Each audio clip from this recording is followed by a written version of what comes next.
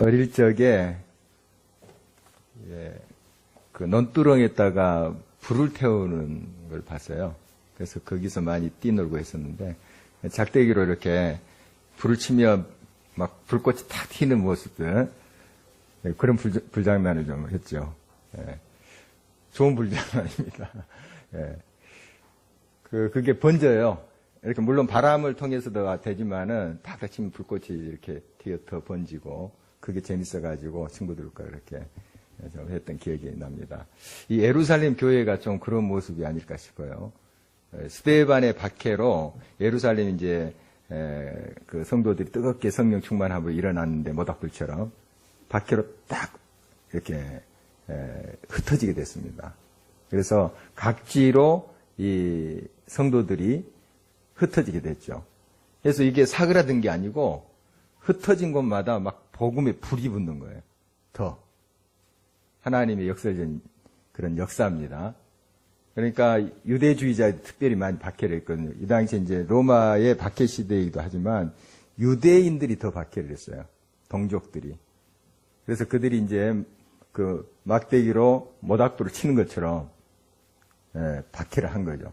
그런데 이 불똥들이 사방으로 튀겼습니다. 그래서 가는 곳곳마다 교회가 생기고 또 믿는 사람들이 많이 생겨났다 하는 기록을 볼 수 있습니다. 오늘 그렇게 이제 하나님의 복음의 불똥이 떨어져서 불을 지피는 몇 곳이 이렇게 소개가 되고 있는데 그 지역을 먼저 좀 살펴보도록 하겠습니다. 먼저 보면 베니게라고 나왔는데 19절 다시 한번 볼까요? 19절 시작. 그때에 스데반의 일로 일어난 환란으로 말미암아 흩어진 자들이 베니게와 구브로와 안디옥까지 이르러 유대인에게만 말씀을 전하는데, 이 베니게는 페니키아, 그러니까 갈멜산에서 저 이쪽 레바논 그쪽 산맥으로 이어지는 그 부분이에요. 지금은 이제 레바논 지역입니다. 지금 현재 레바논 지역에 그 복음이 거기까지 번진 거죠. 거기에 이제 주된 도시가 있습니다. 두로와 시돈. 성경에 많이 나오는 것입니다. 예수님도 이 두로와 시돈에 가서 이제 병자 고치고 하는 거 봐요.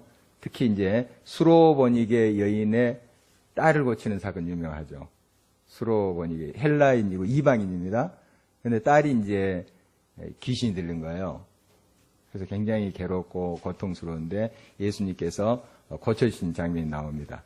벌써 예수님께서 그 이방인들에게 하나님의 역사를 베푸신 것을 볼 수 있습니다.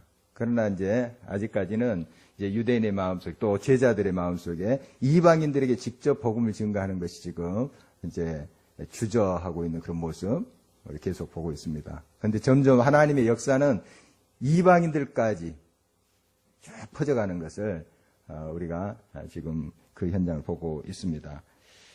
그리고 구브로는 지금 이제 키프러스를 말하는데 구약 성경 기띔이라고 이렇게 나온 지역입니다. 섬이죠. 섬 지중해에 있는 섬인데 이 기띔, 키프러스 이곳은 오늘 이제 우리가 주로 살펴볼 바나바의 고향입니다. 원래 바나바는 유대인이죠. 유대인인데 이 구브로에 사는 유대인이었죠. 그러니까 디아스포라 유대인. 원래 이제 이쪽 이스라엘 지역에 살았던 사람인데 흩어져서 이렇게 살았던 유대인들이죠. 옛날 이제 우리나라 일제강점기 때 뭐 만주, 벌판 또 저쪽 시베리아까지 또 일본에서 가서 사신 분들 이런 분들이 있었듯이 이 당시에 이제 유대인들이 각각 흩어져서 이렇게 살았습니다. 그래서 이 구브로는 이 바나바의 출생지이기도 해요. 원래 뿌리는 유대인이지만 바나바의 출신이다. 이렇게 이제 볼 수 있는데 이렇게 그 각 지역에 유대인들이 많이 모여 살면 회당이 있어요. 꼭 유대인들은 꼭 회당을 짓습니다. 그래서 그 회당 중심으로 말씀을 나누고 삶을 나누고 하는 걸 이제 봐요. 그 다음에 안디옥, 유명한 이제 안디옥인데요. 이 안디옥 크게 두 개가 이제 성경에서 소개되는데 사실 그 당시에 안디옥이라는 도시 이름들이 꽤 있었다고 그래요. 안디오쿠스, 그 이름을 따서 그 황제 이름을 따서 성을 세운 거죠. 빌립보도 이제 그 빌립보 왕 필리피 왕의 이름을 따서 이렇게 도시를 세우고 디베리아 그 호서라고 갈릴리 이야기 하잖아요. 티베리우스 황제가 그 방문하자 거기가 또 디베라 바다 이렇게 명명하듯이 이렇게 안디오쿠스 왕의 이름을 따서 지은 도시가 있었습니다. 그 중에 이제 수리아, 지금 시리아 지역입니다. 시리아 지역의 이 안디오쿠스 대단한 도시였대요. 한 인구가 50만 명 정도 됐으니 그 당시 50만 명 굉장히 큰 도시죠. 그래서 로마 제국의 3대 도시가 있는데 로마 물론 그 다음에 알렉산드리아 지금 이집트 이제 그 지중해 연안에 있는 큰 도시 있죠. 그 다음에 이 안디옥 시리아의 안디옥 굉장한 도시죠. 그러니까 인구들이 많았고 그 인구 중에 7분의 1이 유대인이었대요. 대단합니다. 유대인들이 거기서 많이 살았던 거죠. 7분의 1이 유대인이 안디옥에 그 정도로 이제 유대인이 많이 살았던 곳입니다. 그리고 이제 해외 선교의 전초 기지가 된 곳이 안디옥입니다. 물론 저쪽에 비스디아 안디옥이 있습니다. 터키 쪽에 또 안디옥이라는 곳이 또 있어요. 그거 말고 이제 시리아 이쪽 수리아 쪽 안디옥이죠. 거기에 이제 하나님의 교회가 왕성하게 일어난 것을 보게 됩니다. 특히 이제 유대인 크리스찬, 그러니까 초기의 크리스찬들은 유대인들이었어요. 이방인들, 헬라인들이 이제 나중에 들어오고 처음에는 유대인, 특히 이제 예루살렘 교회, 초대교회는 갈릴리 출신들, 그들이 세운 교회라고 이제 볼 수가 있죠.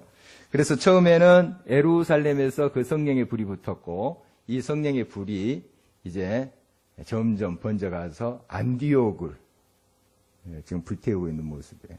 안디옥이 얼마나 풍성하게 복음의 역사가 일어났는지 보게 됩니다. 이제 안디옥에서 하나님의 복음을 증거하고 역사가 일어났다는 소식이 예루살렘 교회에 들렸습니다. 거기에 막 기적이 일어나고 또 예수님의 말씀을 전하고 이런 것들이 이제 들려와서 예루살렘 그 본부잖아요. 이 교회에서 사람을 파송합니다. 누굴 파송할까요? 바나바, 오늘 바나바 이 사람을 파송해요. 원래 이제 그 안디옥에 이 구브로 출신, 키프로스 출신 사람들이 많이 와 있었다고 그래요. 그러니까 멀지 않습니다. 여러분 지도상으로 보더라도 키프로스랑 안디옥하고 멀지 않아요. 물론 그 당시에는 이제 배 타고 뭐 걸어가고 해서 꽤 먼 거리지만 사실 상대적으로 예루살렘에서 가는 것보다 이제 구브로에서 안디옥 가는 게 더 가까웠죠. 그래서 유대인들이 이 안디옥 큰 도시로 많이 가서 살았다고 그래요. 그 구브로에서. 그래서 이제 아마 그런 연유도 있지 않았을까. 구브로 출신 바나바를 보낸 연유가 그런 이유가 또 있지 않았을까 하는 생각도 되고요. 그리고 예루살렘 교회에서 이 바나가 신임을 많이 받고 있었다. 이렇게 볼 수 있습니다. 아무나 그곳에 가서 그것을 분별하고 상황을 또 보게 하고 하지는 않겠죠. 굉장히 이제 신실하고 정말 믿을 만한 사람, 이 바나바를 보낸 것으로 보여집니다.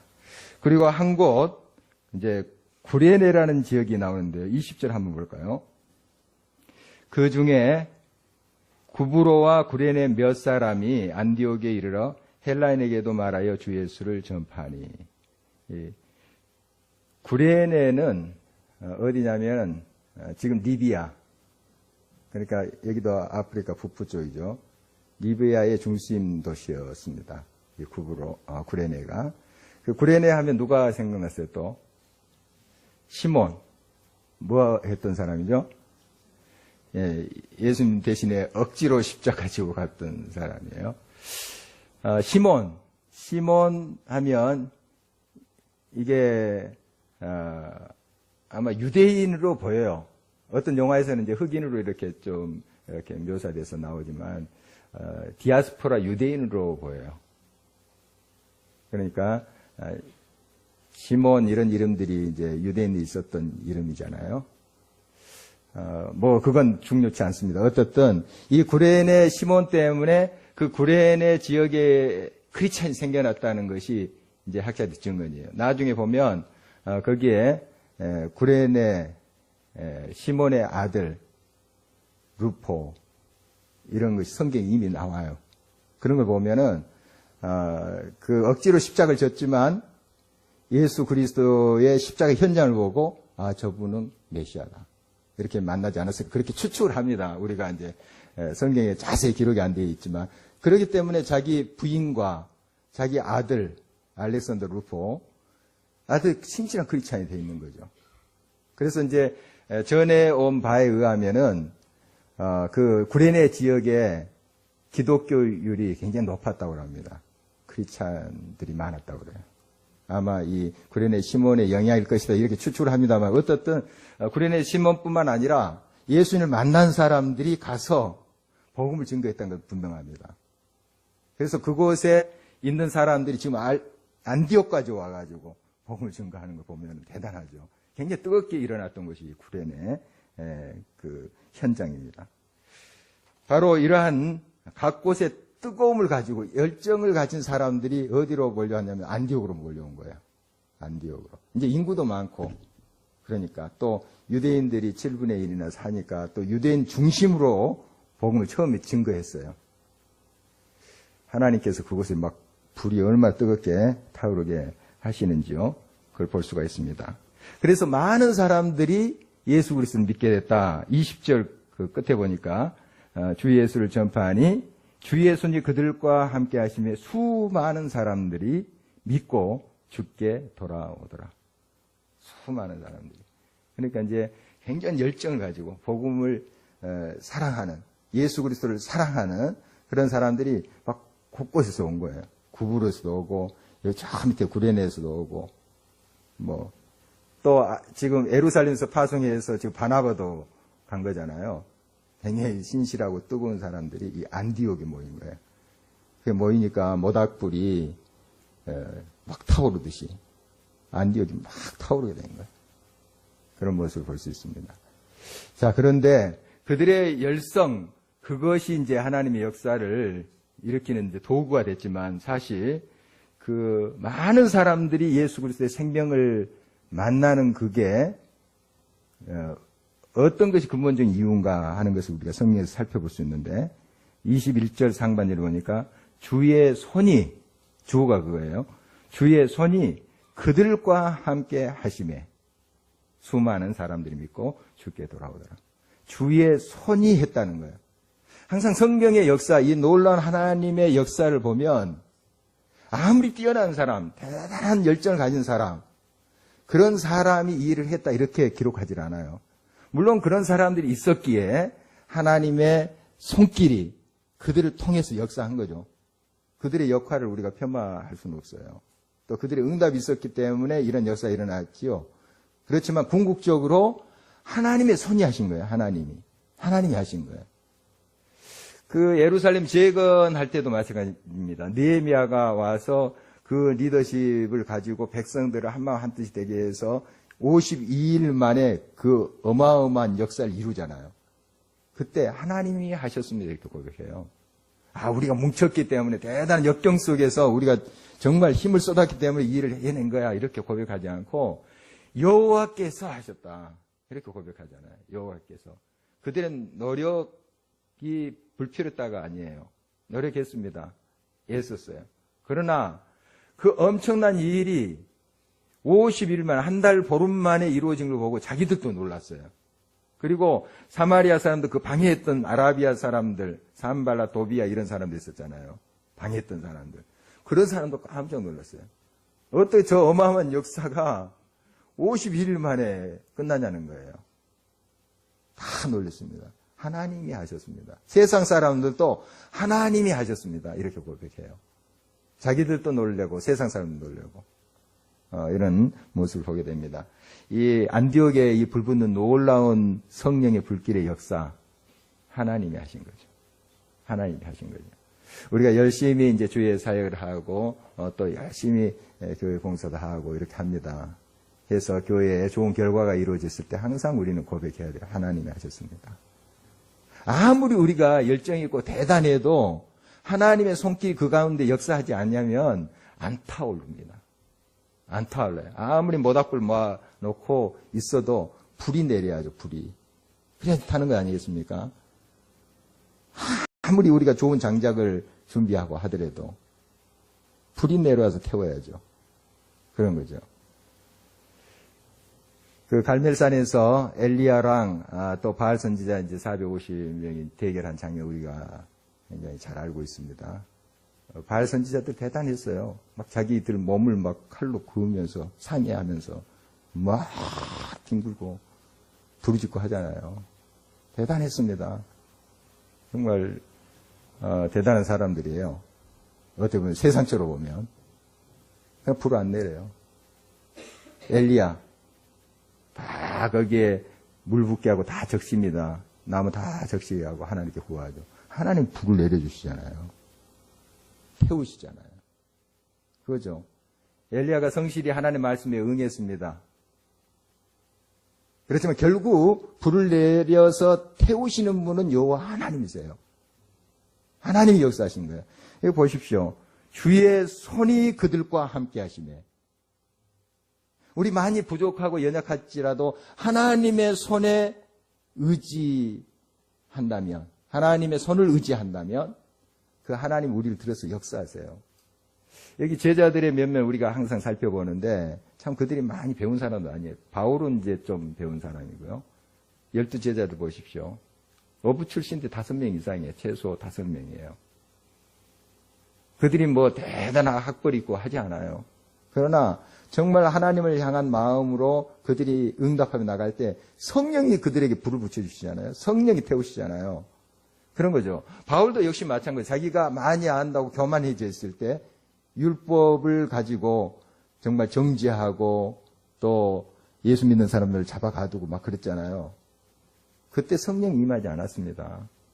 철저히 자기 자신이 하나님 앞에 굴복하고 예수 그리스도 앞에 무릎을 꿇자 성령이 그를 이끌어 가시는 거예요. 그걸 이제 깨달으니까 내가 잘한 것이 하나도 없다. 십자가에. 이런 거 아니에요? 또 그가 쭉 전도여행을 이제 하는 모습을 보면 2차 전도여행 때는 이 아시아, 지금 터키 쪽에만 이렇게 복음을 증가하려고 했었어요. 거기도 어마어마한 선교지니까요. 광활한 곳이니까. 그래서 자꾸 성령께서 서쪽으로 그를 밀고 가시는 거예요. 그래서 이제 바울이 기도 중에 마게도냐 환상을 보게 되잖아요. 마게도냐 환상. 이리 와서 우리를 도우라. 이런 환상을 보죠. 그래서 마게도냐, 지금 이제 그리스 북부, 그 다음에 아가야, 그리스 남부, 그쪽으로 가고, 나중에 결국 이제 로마로 가죠. 바로 자기 자신을 이렇게 하나님 앞에 비우고 끊임없이 성령 인도하심을 받는 것을 봐요. 성령이 그를 이끄시는 거예요. 그 안에 성령이 역사하시는 거예요. 여러분, 이제 교회 사역은 세상의 사역과 다릅니다.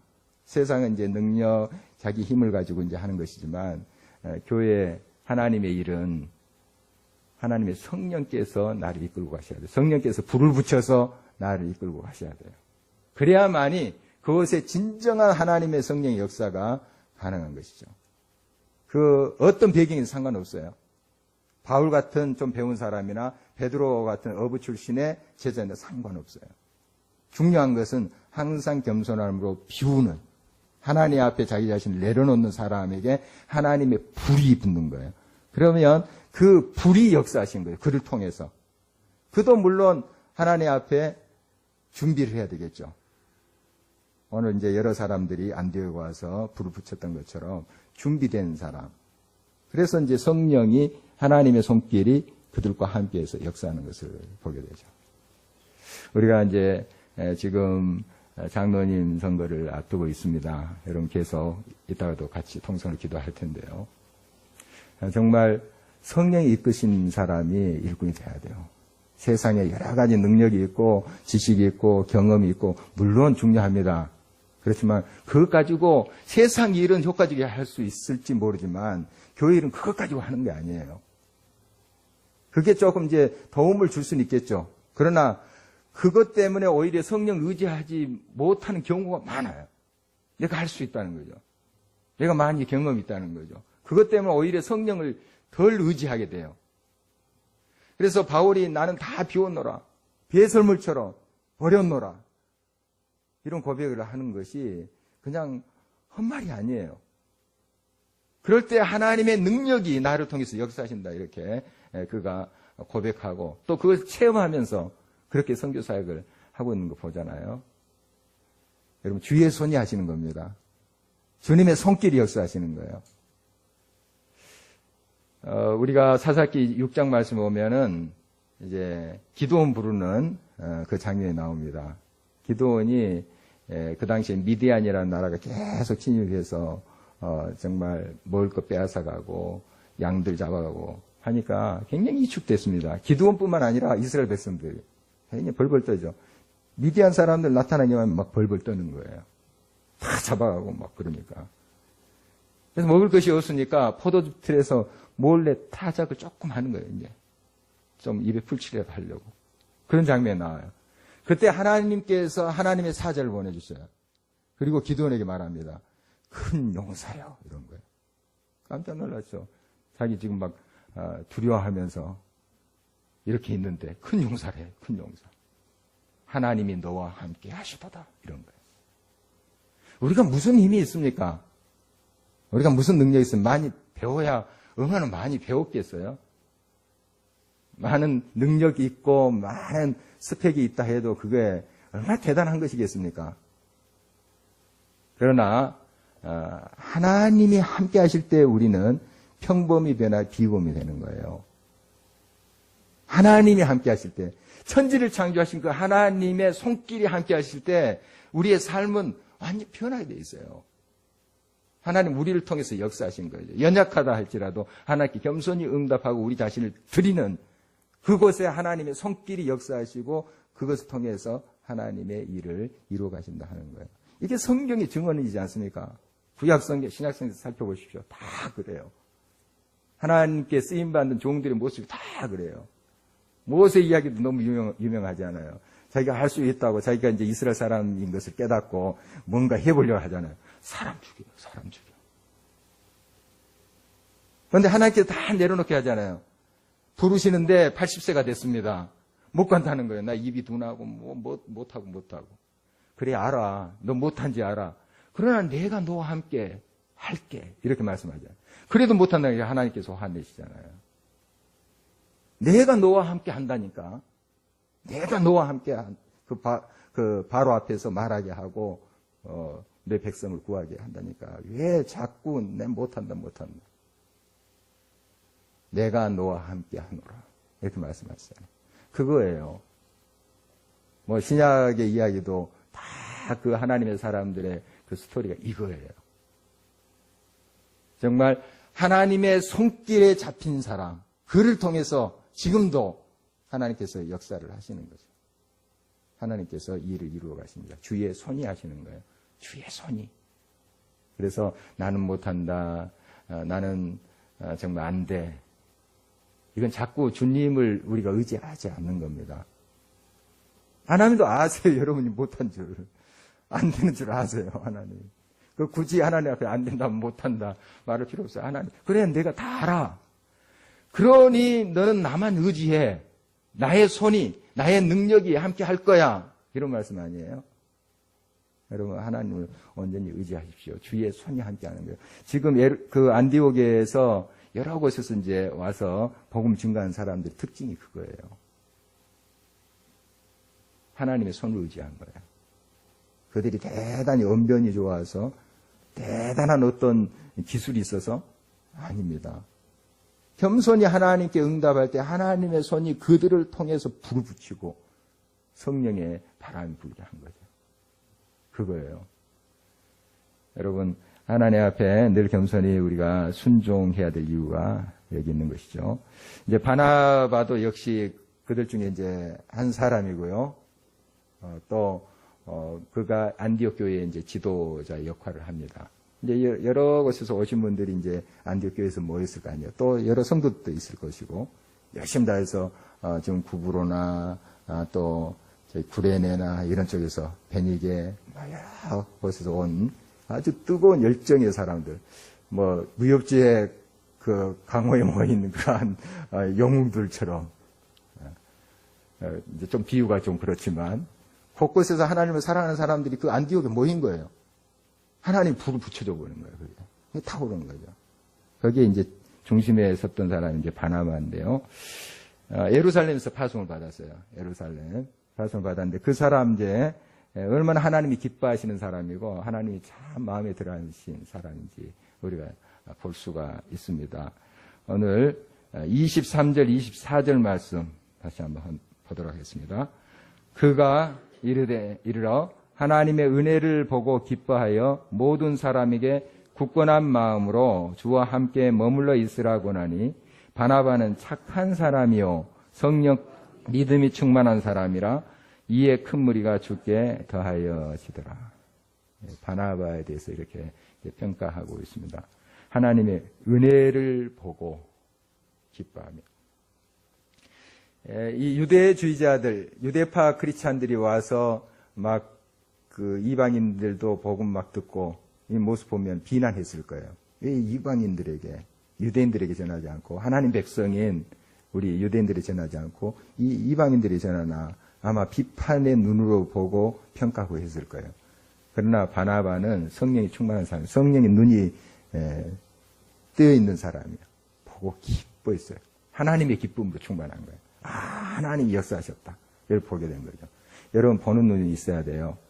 그 12명의 정탐꾼 이야기는 우리가 너무 잘 알잖아요. 같은 곳을 갔다 왔어요. 같은 곳을 갔다 왔어요. 그런데 10명은 눈에 보이는 것만 보고 온 거예요. 그 2명도 보고 온 거예요. 안 보고 온 것이 아니라 2명도 보고 왔어요. 2눈 뜨고 갔거든요. 그걸 살피고 왔어요. 2명도 보고 왔는데 10명이 안 본 그것을 보고 온 거예요. 하나님이 함께 하시는구나. 물론 거대한 족속들이 있어요. 참 우리의 힘으로 이길 수 없는 그러한 어마어마한 거인 족속들이 버티고 있는 거예요. 보고 왔죠. 그러나 그들보다 크신 하나님을 보고 온 거예요. 이 믿음의 눈이에요. 믿음의 눈. 하나님이 하신다. 하나님이 역사하신다. 우리 믿음의 눈을 뜨기를 바랍니다. 지금 바나바는 이제 착한 사람이라고 소개를 하고 있는데 참 마음밭이 좋은 사람으로 보여요.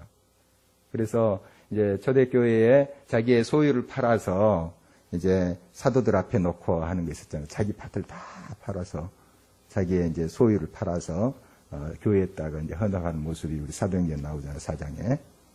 그리고 그의 이름이 원래 요셉입니다. 요셉인데 이제 바나바라고 또 사람이 불렀어요. 바나바. 바는 이제 이스라엘의 말로 아들이란 뜻입니다.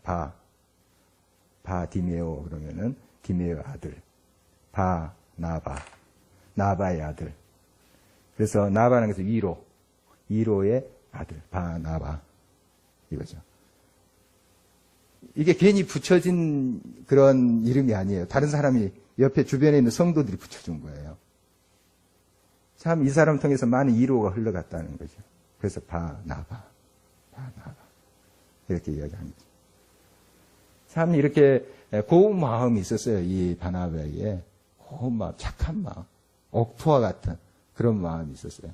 그래서 이제 바울과 서로 선교 사역할 때도 이런 마음이 비춰져요. 바울은 좀 강한 사람이고 나중에 이제 그가 점점 다듬어져요. 나중에 보면 얼마나 포근한 사람이 되는지 몰라요.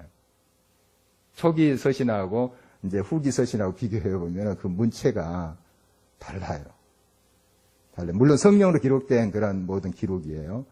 그렇지만 그의 또 경험과 또 그의 사역이 거기에 녹아들어 있어요. 보면 굉장히 처음에는 강직하고 정확하고 물론 나중에도 뭐 흐지부지한 것은 아니에요. 그러나 포근히 감싸주고 또 덮어주고 또 때로는 책망하기도 하지만 또 감싸주고 이런 모습 보여요. 그런데 이제 바나바는 그것이 이제 워낙 잘 돼 있었던 처음부터. 물론 그가 이제 어린 시절이 어떻다 하는 것은 기록이 되지 않았지만 이렇게 선교 사역의 처음 시작부터가 얼마나 착한 사람, 또 마음밭이 고운 사람, 이런 사람을 느낄 수가 있어요. 하나님께서 그를 통해서 이런 불을 다 지피도록 역사하신 것을 보게 됩니다. 믿음과 성령이 충만한 사람이에요. 같은 맥락인데 이런 사람만이 진정한 영의 눈을 뜰 수 있어요. 성령 충만하지 않으면 우리가 하나님의 뜻을 알 수가 없어요. 알 것 같지만 우리의 머리로 지식으로 이 성경 우리가 이해할 것 같지만 만나지 못해요. 인격을 만나지 못해요. 성경은 살아있는 거거든요. 살아있는 이 말씀과 만남이 없어요. 머리로는 뭔가 누가 어땠다더라 하는 거 좀 알지만 만남이 없어요. 성령의 역사만이 그걸 가능해요. 그래서 우리가 말씀을 볼 때 항상 성령 안에서 이해하고 성령 안에서 깨닫게 해달라고 기도해야 돼요. 그럴 때 하나님께서 그 성령의 역사로 그 말씀을 만나게 하는 겁니다. 만나야 돼요. 만나야 돼요. 이 곳곳에서 온 이 열정의 사람들, 그들이 뭘 전했는가? 다시 한번 20절 하반절을 보십시오. 주 예수를 전파하니. 주 예수를 전파하니. 다른 거 아니에요. 그들이 와서 주 예수를 전파하니. 즉, 예수 그리스도의 십자가 부활을 이야기한 거예요. 다른 어떤 것이 아니고, 복음을 증거한 거예요. 복음을. 그런데 주의 손이 그곳에 함께 하니까 불이 확 붙은 거예요. 다른 기가 막힌 것을 가지고 철학적인 논명과 대단한 프로그램을 가지고 와서 한 것이 아니고 그냥 예수가 그리스도라는 거예요. 구세주, 구원자이시라는 거예요. 나사렛 그 예수가 구세주, 메시아라는 거예요. 이걸 증언한 거예요. 머리는 알죠. 그러나 그것이 듣는 사람들이 이제 가슴에 온 거죠. 가슴에 온 거죠. 바울이 지난번에 우리가 살펴봤지만 고린도에서 3년 6개월 동안 있을 때 이거예요. 내가 십자가에 너희들한테 가르친 적이 있냐? 그거죠. 십자가 그 복음을 가르치기 위해서 1년 반이 걸렸다. 지루할 수 있잖아요. 왜 그렇게 공을 들이고 그렇게 했었냐? 이 머릿속에 있는 거 가슴까지 내려온 게 제일 먼 거리예요. 3, 40cm 될까요? 이 세상에 제일 먼 거리가 머리에서 가슴이에요. 저 뉴욕이 아니라 아르헨티나가 아니라 제일 멀어요. 머리에서 가슴이 40cm도 안 될 텐데. 여러분 우리가 성령 없이는 이게 가능하지 않아요. 이 머릿속에 있는 게 가슴을 온다는 게. 그래서 우리가 기도하고 겸손히 또 하나님의 성령을 힘입어서 정말 간구하고 부르짖고 하는 거 아니겠어요? 여러분 이 만남이 있어야 됩니다. 말씀, 복음을 만나야 돼요. 복음을 만나야 돼요. 이 바나바는 이것이 참 됐어요. 마음밭이 착한 사람, 성령과 믿음이 충만한 사람. 말씀이 막 그 속에 살아서 역사하는 것을 보게 됩니다. 얼마나 하나님이 좋아하시겠어요. 이런 사람 참 하나님 기뻐하세요.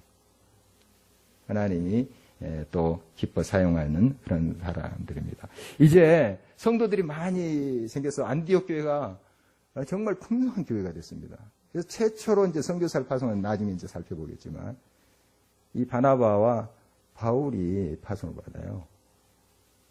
그 안디옥 교회의 중심되는 이제 사람들인데 이 또 바나바가 또 했던 일이 이제 사울을 데려온 일인데 그 전에도 사울이 회심하고 돌아올 때도 예루살렘 교회 성도들과 사도들이 좀 미심쩍어했어요. 이 사람이 좀 이렇게 쇼를 하는 게 아닐까?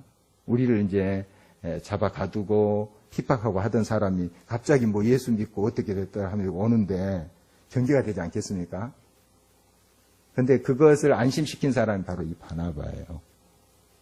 이 사람이 이러이러해서 다메섹에서 어떻게 됐고 또 어떤 식으로 해서 우리 예수님 만났다 하는 걸 잘 소개해 줬던 사람이 이 바나바예요.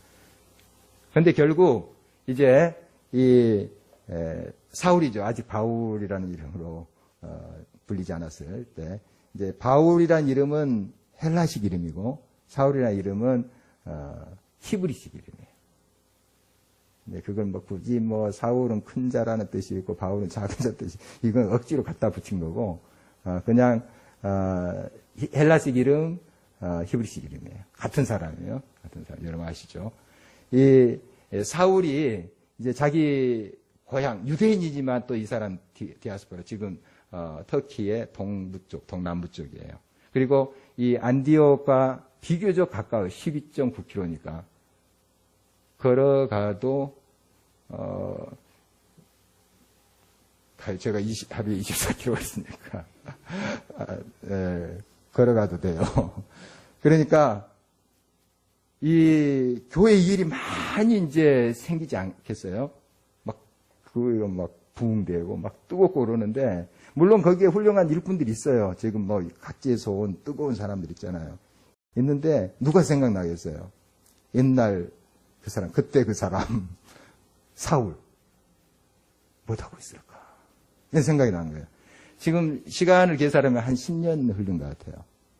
그러니까 10년 동안 이 사울은 자기 고향 다소, 지금 터키 동남쪽에 가서 그쪽에서 이제 자기 나름대로 아마 예수님을 전했을지 몰라요. 어떤 사역했다는 게 이제 성경은 자세히 소개하지 않습니다. 다소에서. 다소에 어떻게 보면 묻혀 있는 거죠. 이 사울이라는 사람이. 거기까지 찾아가요, 이 사람이. 바나바가. 찾아가서 그를 불러서 안디옥으로 데리고 와요.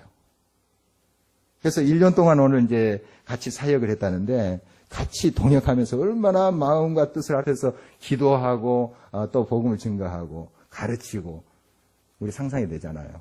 딱 둘이 만나가지고 막 불이 더 붙은 거예요. 또 여러 이제 열정의 사람들도 서로 묻고 해가지고 막 불이. 그러니까 아마 하나님 다른 방법으로도 사울을 또 세웠을 줄 믿어요. 그런데 이 바나바가 그 통로 역할을 합니다. 다리를 놔줘요.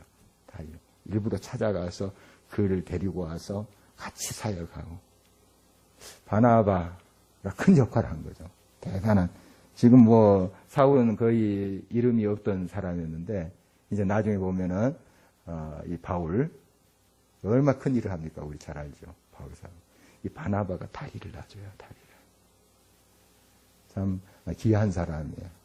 정말 하나님이 이런 사람을 얼마나 기뻐하실까요?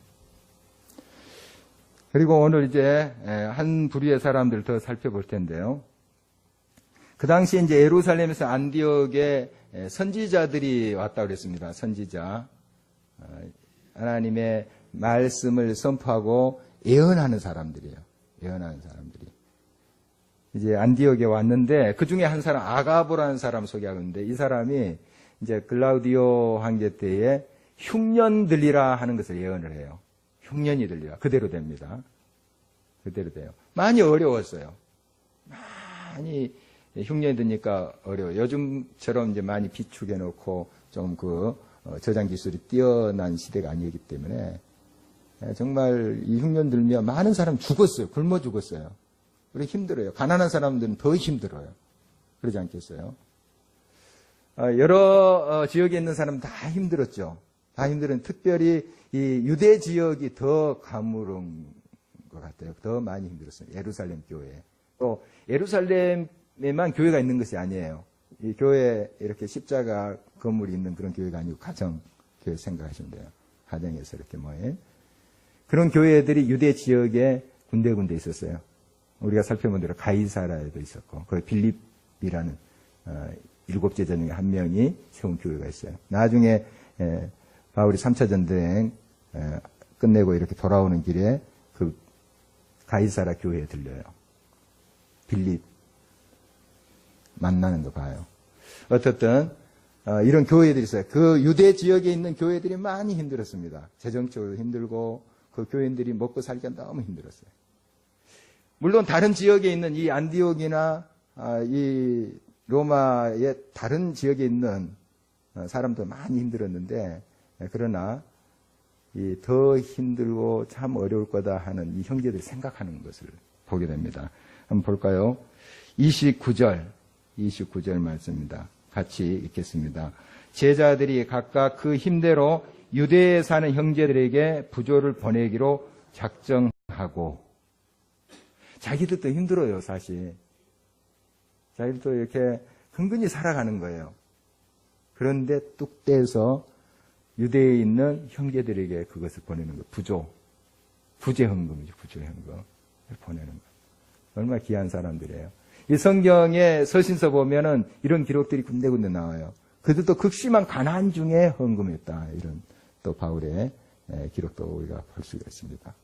또 저쪽 마게도니아, 아가야, 지금 그리스 남부 그 지역에 있는 교회들이 참 그들도 근근히 먹고 사는데 떼어서 헌금을 했습니다. 구제 헌금. 그걸 가지고 이제 바울 일행이 이렇게 전달하는 모습 봐요.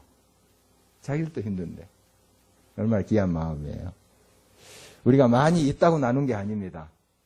내가 많이 가졌다고 나눈 게 아니에요. 정말 우리가 얼마나 하나님의 은혜로 사는지 날마다 주신 은혜가 얼마나 큰지 이걸 아는 사람이 나누는 거예요. 그렇다고 뭐 적게 가진 사람이 또 나눈 것도 아니에요. 더 움켜쥐는 사람이 있어요. 적게 가졌든 많이 가졌든 이게 하나님의 것이고 또 하나님이 그 나눔을 기뻐하시고 정말 그 일을 좋아하신다 하는 그것을 아는 사람들이 나눠요. 하나님께서 그들의 삶을 얼마나 기뻐하시겠어요. 이런 하나님이 기뻐하시는 사람이 우리 되기를 간절히 바랍니다. 오늘 말씀 우리가 기억하면서 같이 기도했으면 좋겠고요. 이 시간 제가 먼저 기도하고 계속 기도를 우리가 이어가도록 하겠습니다.